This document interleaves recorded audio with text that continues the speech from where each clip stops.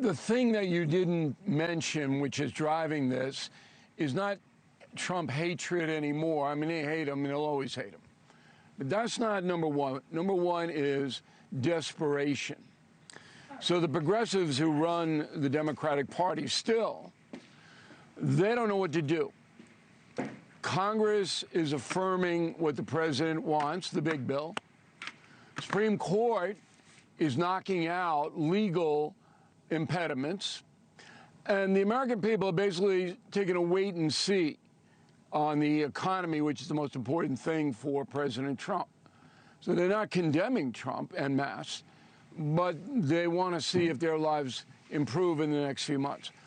All of that has led to desperation, and you can see it. And the desperation takes many forms. And the Texas flooding is just one of that.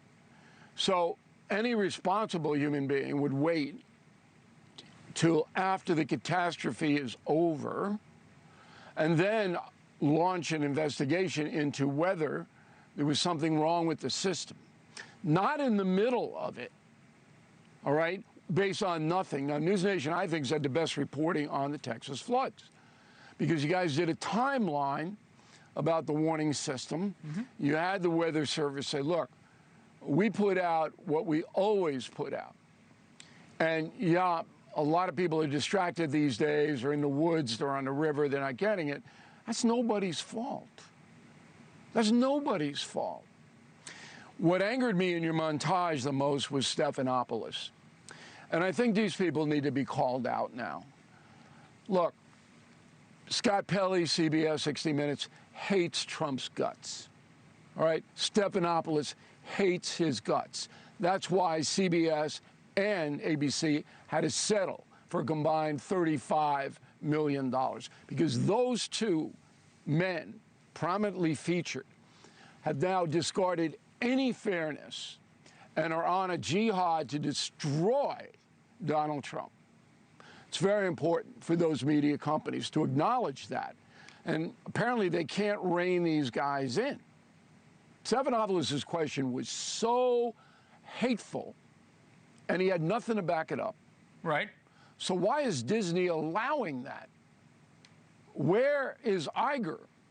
Where is the president of ABC News? I know they fire them every hour on the hour now. There's nobody in charge in any of these news operations, okay?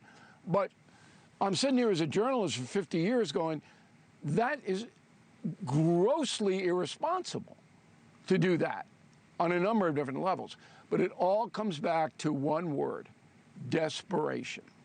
Desperation, because I think what you're saying is people are desperate that nothing to oppose Trump is working, and the movement is collapsing. Right.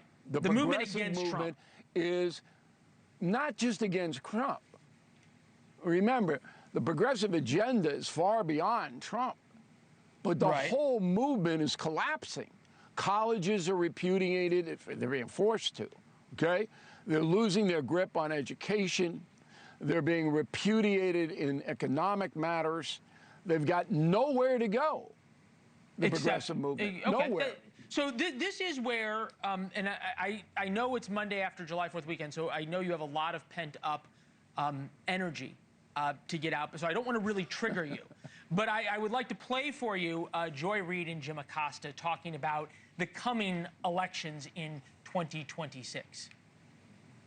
I don't think Trump intends to leave office, and I think that Republicans are presuming that they're going to put enough restrictions in place that they can't be voted out. Do you worry about Donald Trump and Stephen Miller and some of these types monkeying around with the midterms and the way we do elections in this country? I don't put anything past him, nothing, to try to call the election off. Okay. I get desperation, and I think history would tell us that over time, all of the fear-mongering about Trump hasn't worked because he was reelected, and it doesn't work because people don't feel it becoming true. You can only say, cry wolf so many times before people stop believing you. So these people aren't stupid. What's the strategy? Well, number one, I have to scold you. You're one of the best reporters on television, and I work with you at Fox News, and I know what you did.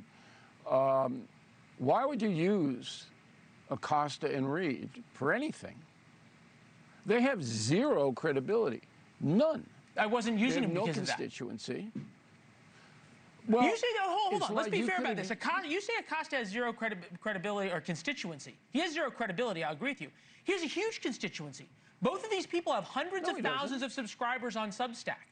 There are a lot of people who believe this stuff. The whole point of the monologue bill was that there are people who are acting upon these things, right? It's one thing to have all of the rhetoric, but we're seeing over and over, we saw it in Butler. We see people inspired by this kind of rhetoric, and you call somebody Hitler long enough, or you say they're going to cancel elections, eventually people take you up on that offer.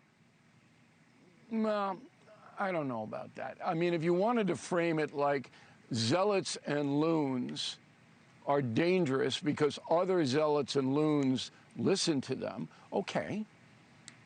But to put up this kind of stuff in your program, which is a fact-based program, two of the most extreme people who no rational American will listen to, nobody. I don't care if they're on Smokestack or TikTok, or I don't care where they are, all right? These are the most extreme elements. This is like you going to Coeur d'Alene, Idaho, and you're familiar with that, all right, and digging out some of the neo-Nazis who are running around with their little armbands in the mountains. Why bother? I think there's a huge difference. It's exactly the same. No, it's no huge difference. Haters are haters. I wrote a book on it, okay? Evil, look, I'm not going to call them evil, but I will call those two individuals haters. So why do you want to spotlight them? For what? You think they're better or different than Stephanopoulos? You just said he hates Trump. What's the difference? No, there's a big difference, and that's a good question you just asked me. Stephanopoulos is the face of ABC News, and Pelley is the face of 60 Minutes. Now, those people, they have a constituency. They're losing it rapidly, but that's a far cry from some Substack, smokestack thing, and all these people do is try to make money off hate. That's what they do. That's what they peddle. That's what they're selling. Thank you for watching. Subscribe below and download our NewsNation app right now on your phone, and you will get fact-based, unbiased news for all Americans.